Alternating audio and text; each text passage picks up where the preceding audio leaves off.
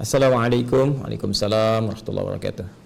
Ustadz izin bertanya, apakah hukum berkorban sedangkan orang tersebut belum diakikah ketika masa kecilnya? Mohon penjelasan. Makasih Ustadz. Baik. Ya, semoga Allah rahmati saudara atau saudari kita ini beserta keluarganya dan menyertakan kita dalam pemberian rahmat Allah dimaksud. Pertanyaan ini saya duga juga mewakili sebagian saudara-saudari kita yang punya pertanyaan atau persoalan yang serupa, atau boleh jadi ini pun nanti akan bercabang kepada persoalan lain seperti apakah boleh kurban disatukan dengan akikah dan hal-hal sejenis lainnya. Baik, kita coba uraikan dulu dan seperti biasa kita pahami dulu dasar persoalannya sehingga pemahaman kita bisa lebih lengkap dan terukur, serta dari ukuran itu bisa menunaikan amalan dimaksud dengan lebih baik. Ya, Ustadz, bisa nggak saya satukan kurbannya dengan akikah ini? Baik dalam kasusnya serupa di sini, misal lahiran anak pas menjelang Dzulhijjah, ya kan? Begitu lahir, pas waktu-waktunya mau kurban, bisa nggak di hari ketujuh ini atau kelipatannya misalnya saya sekalian kurban sekalian akikah? Ya, atau tadi saya mau sedekah, bisa nggak disamakan sedekah dengan kurbannya? Nah, di sini para ulama terbagi pada dua pendapat utama. Yang pertama, teman-teman sekalian, ada di kitab Musannafnya Ibnu Abi Syaibah. Ya, Musannaf Ibnu Abi Syaibah. Ya. Itu keterangan bahwa pendapat pertama diwakili oleh kalangan mazhab Hanafi, kemudian Hambali, juga ada juga pendapat dari Imam Al-Hasan Al-Basri, ya, Hasan Al-Basri,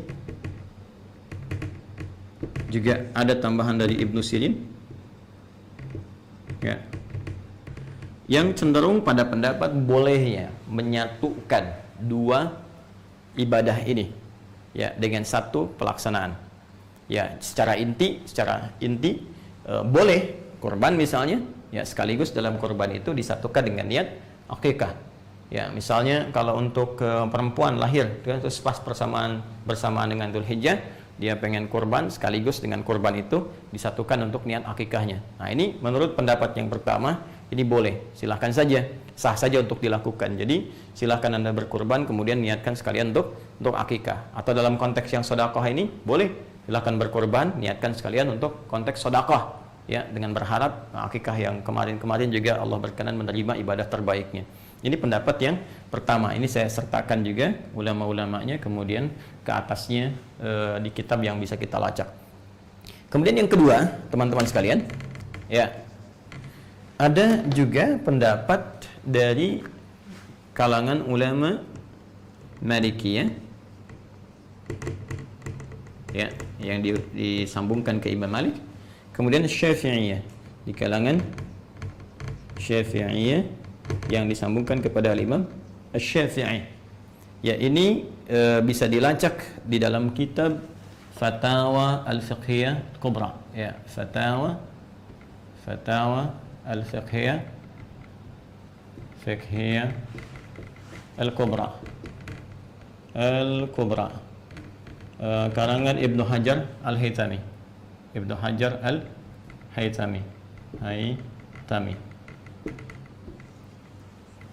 Nah, ini menarik pendapatnya. Ya, sebelum beliau mengurai boleh atau tidaknya, yang paling menarik beliau uraikan dulu esensi dari ibadah ini. Ya, perhatikan baik-baik. Teman-teman sekalian, akikah seperti kita ketahui itu ibadah yang ditunaikan untuk bisa dengan ibadah itu diharapkan menjadi pengarah kepada anak dengan izin Allah supaya tumbuh lebih baik di masa depan. Karena itu ibadah ini spesifik ditujukan kepada anak. Kalau dalam bahasa kitabnya fidaul walad, ya, jadi penebus anak. Ini ibadah untuk anak sebelum dia dewasa. Sedangkan kurban, ini akikah, kurban itu tidak spesifik ditujukan kepada anak. tapi lebih kepada jiwa, kepada diri. Fidaun nafsi, ya, korban. Ya. Itu sifatnya ibadah yang ditujukan untuk mengarahkan jiwa, menata diri, ya, diri pada setiap diri. Jiwa yang bersifat umum sifatnya. Jadi nggak spesifik dalam rentang usia. Bisa untuk anak-anak, bisa untuk orang dewasa, ya, bisa untuk bahkan kakek, nenek, bahkan ini bisa diarahkan kepada yang sudah wafat. Ya, ada orang sudah meninggal dunia kemudian ingin dikorbankan, ini masih boleh. Akikah tidak. Ya.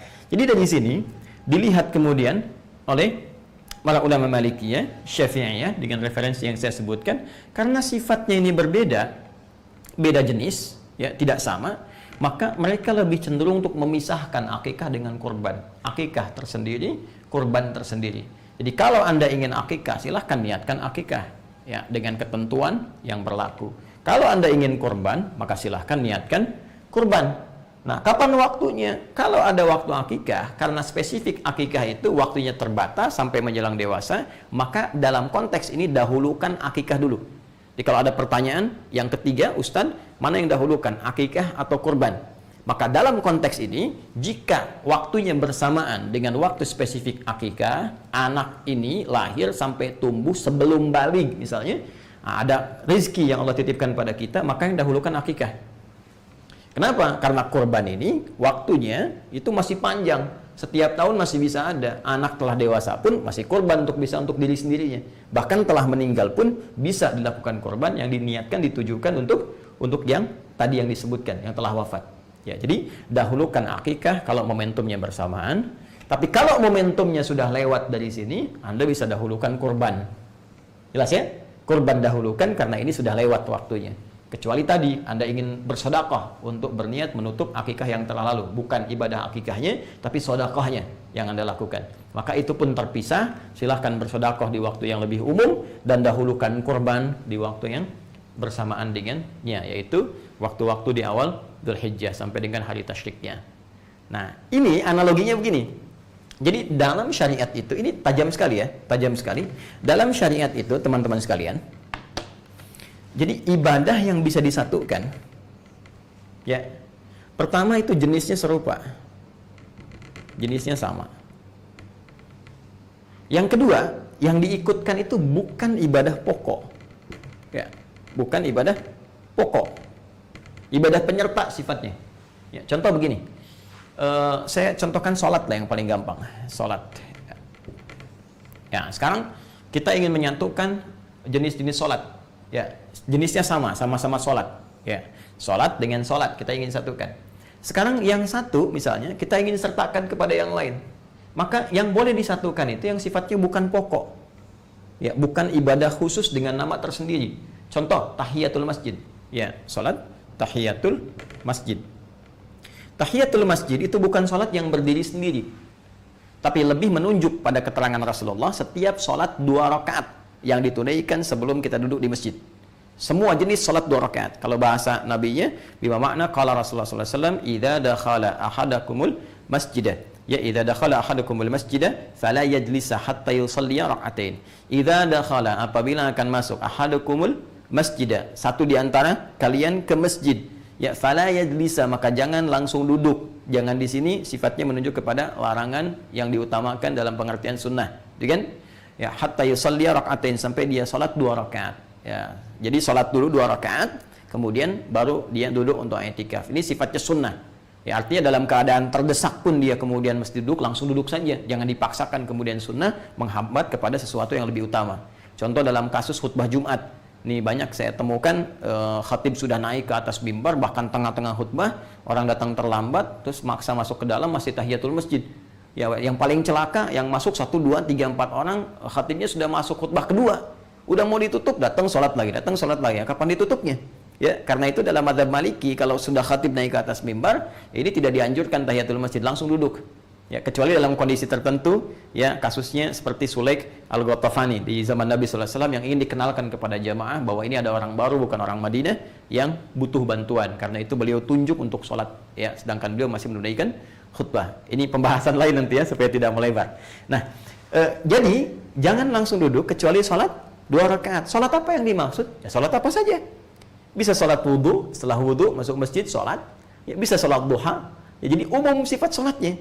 Di setiap sholat yang ditunaikan saat masuk ke masjid 2 rakaat itu sama dengan nilainya tahiyatul masjid. Karena itu tahiyatul masjid itu bisa dimasukkan ke dalam setiap sifat sholat apapun yang ditunaikan sebelum duduk. Jadi kalau sudah Anda masuk misalnya, ya sudah, nggak usah Anda tunaikan satu sifat. Ya, contoh begini, mohon maaf ya, ini untuk simpel ya penyatuan.